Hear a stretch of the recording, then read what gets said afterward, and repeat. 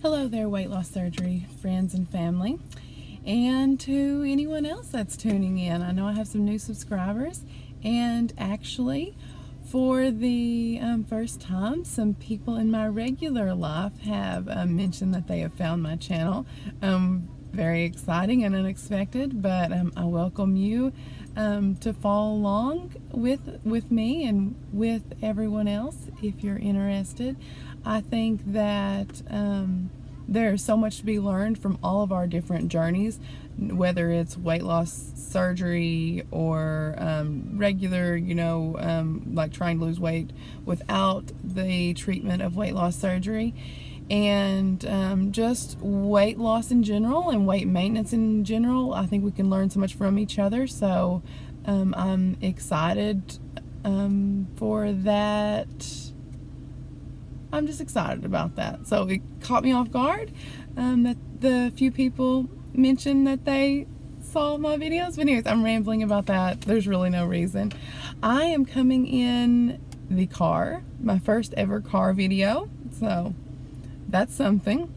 And the car's running with the air conditioner because even though it's after 7 o'clock, it's still in the 90s here in Oklahoma. So I have to have a little bit of air. I'm here at football practice with my son, and I'm trying not to be too uncomfortable because there's people all around. Children happen to be playing chase around my car at the moment, and so anyways, lots of distractions, but I'm trying to treat this just like it's FaceTime, and I always do feel like I'm like communicating with you because it'll just be at the end of my little 10-minute video, and then I'll listen to the things you have to say. So I love the communication we have. But so I'm here at post vertical sleeve gastrectomy month number 14, and my stats: high weight was 363 pounds, BMI of 51, a surgery day weight, July the 6th, 2017, 319 pounds, a BMI of 45. The day that I'm most proud of is the day that I beat obesity into remission, January the 11th, 2018, when I weighed 215 pounds. Just so you can calculate my BMI if you're interested, I'm 6 foot tall and I am 34 years old. And then I met my ultimate goal. Oh, there's a fly in here. It's driving me crazy. Sorry about that. Anyways, I met my ultimate goal of having a BMI of less than 25 to qualify as an organ donor for my son on my surgiversary, weighing 178 pounds. And the last couple months traveling over the summer, most of you know I've been having a hard time transitioning into maintenance, and I also let y'all know that I decided to change my ultimate goal, but we'll talk about more in depth about that in another video. So my current weight as of today, because I have committed, as far as my September goals are, to weigh every day in September, because I've been noticing over the last couple months since I met that goal and since I've been transitioning, I've been noticing scale avoidance. And I had severe scale avoidance before I had VSG surgery, and I promised myself I would never go back there. And so as bad as I hate it and as much anxiety as it gives me stepping on the scale, I have to face that fear. I have to do it every day. And so the last couple of days I've weighed 181 pounds. So I'm moving in the right direction. The last time I came to you, I think I weighed 184, and I was worried that I would weigh a lot more. The truth is that exactly, I guess it was 8 days ago, we had a party at school for my son, and we brought the cake, and he ordered a double layer cookie cake. It's the first time we'd ever gotten a cookie cake, and in his classroom I was like, no, I'm not gonna have any, and I didn't have any. And the brought it home. The family had some at home, and I still didn't have any, but I was just obsessing. I was getting more and more obsessed with it. Finally got all the kids to bed, and I was like, I really want a piece. I'm going to have a piece. And so I had a piece of cake.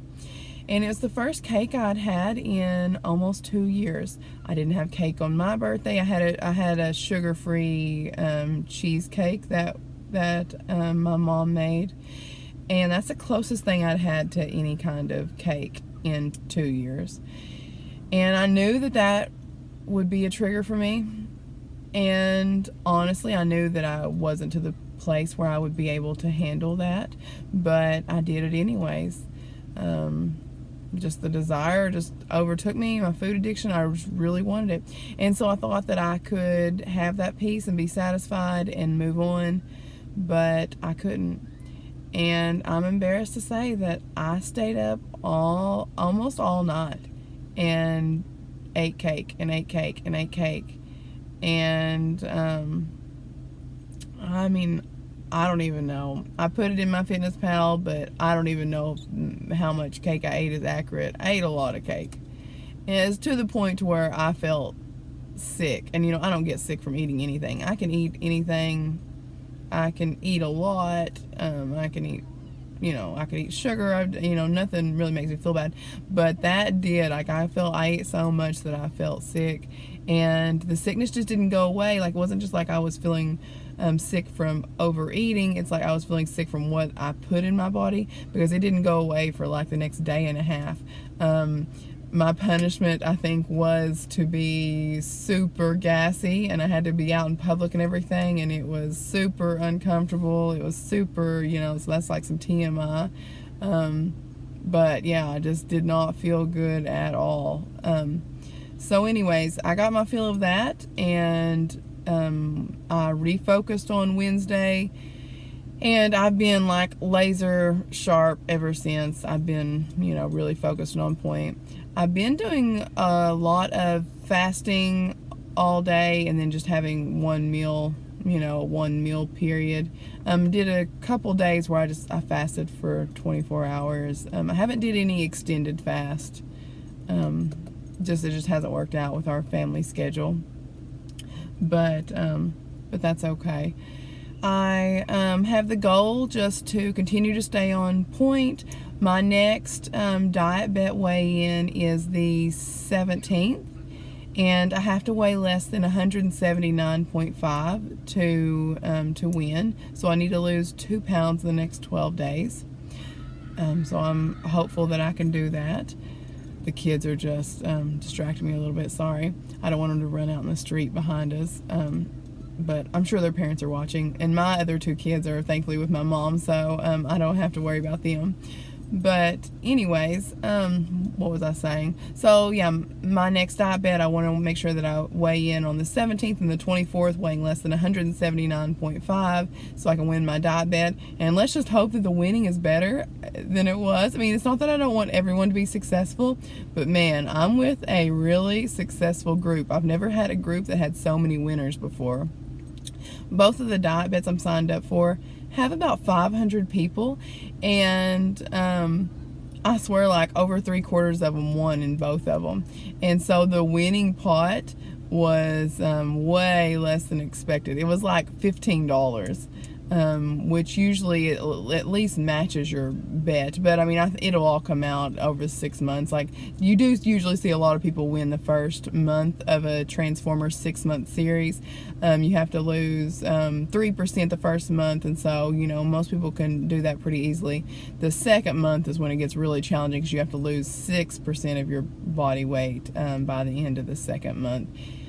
So anyways, we'll see how that goes. But yeah, you do want the winnings to be, you at least want to get your money back out of it, which diet bet says you will, but you'd like to see a little bit of extra.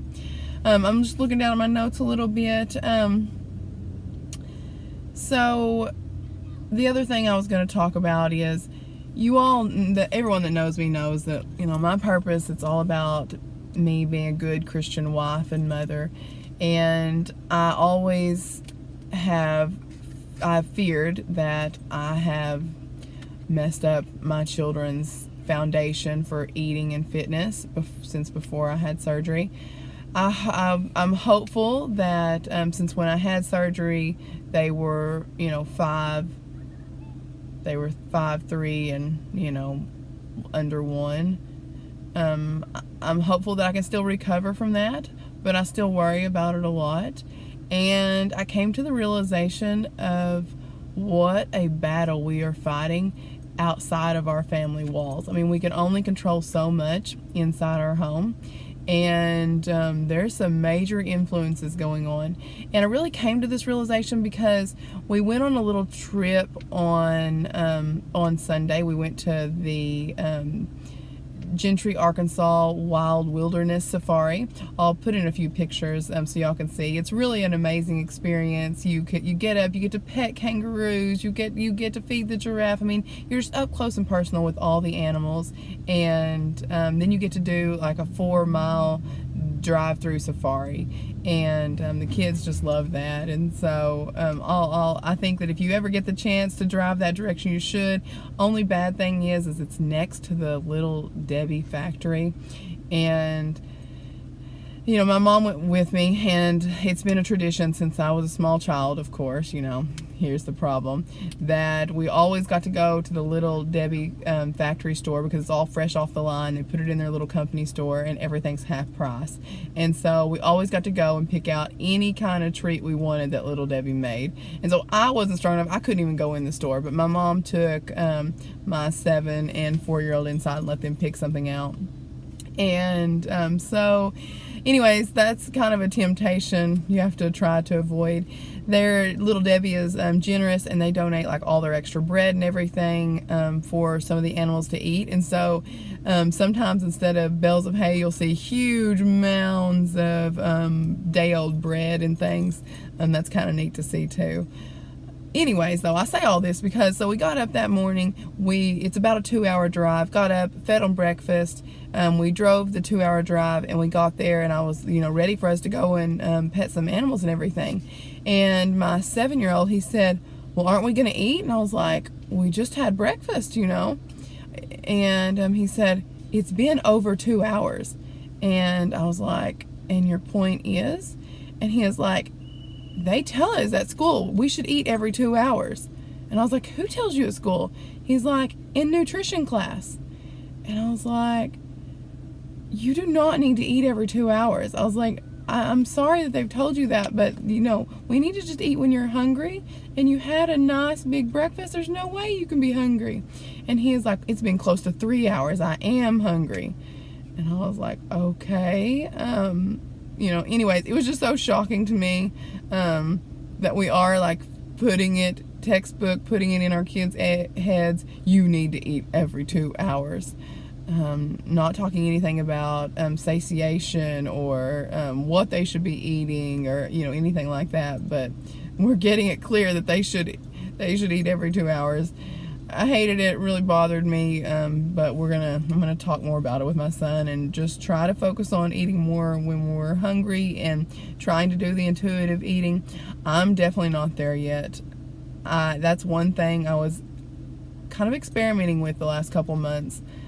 Instead of eating on so much of a schedule, because that's what I've done since I had weight loss surgery, is I'd always ate on a schedule, had everything planned out, and that really worked for me. But I wanted to see just eating off my hunger cues, but too much is in my head, and and I'm not listening to my body's real signals of hunger, and so it's something for me to work towards. But I'm back to eating on a schedule because that's what works for me right now, and I definitely got to get my weight back down.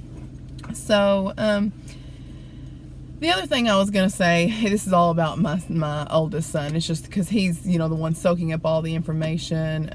He is really the one that I'm most worried about. He's 150th percentile in height. He's 150th percentile in weight, so he's proportional, but he's a big kid. And the coach sent us a message and told everyone they should be at the football game on Saturday an hour early so that they could weigh in. And my son got super anxious, and he said, "Am I going to weigh too much to play? Will you call the coach and ask him?" And I was like, "No, honey, you're not going to weigh too much to play." But then I got to worry, and I was like, is this like wrestling? Like, do you really have to make weight? Just because I'm a new football mom.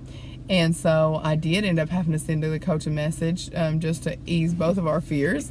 And the rule for first and second grade football is you can't have a receiver, a running back, or a tight end that weigh more than 80 pounds. And so that's the reason they weigh everyone in, because if you happen to use a player in that position and you get called out on it, you have to forfeit the game. So anyways, he weighed in front of all his friends, and he seemed to handle that fine. You know, they didn't make a big deal about it.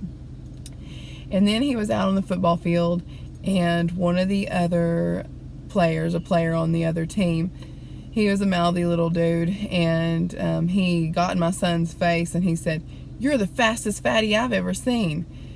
Anyways, my son tackled him. He felt proud about that, and I'll insert a picture here of him tackling and him standing over him, and my son has continued to look at those pictures, and he kind of felt triumphant, and I'm glad that he felt that. But at the same time, like, he has told me what that boy said to him multiple times, so I know that it had an impact on him, and I hated that. I hated that it starts so young.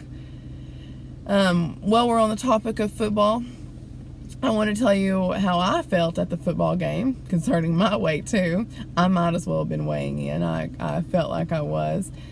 I have a good camera and I like to take pictures, and so I was taking pictures for the team. So I was down front, and I tell you, I don't know if y'all know that song, "Everybody Dies Famous in a Small Town," but that's where I'm from. That's the kind of environment I'm in. Everybody knows what's going on. Everyone's gotten to know our family even more with our son being in the hospital. Lots of churches and community members praying for our family, and then knowing that I had weight loss surgery. So it really felt like me walking the runway, and all eyes were on me. And it was even more apparent when I was out on the sidelines shooting. One gentleman came down and he said, "I just wanted to shake hands with our town movie star." And it caught me so off guard, I couldn't help but just have this like nervous laughter. Like, I'm just not accustomed to any that kind of attention, definitely not that amount.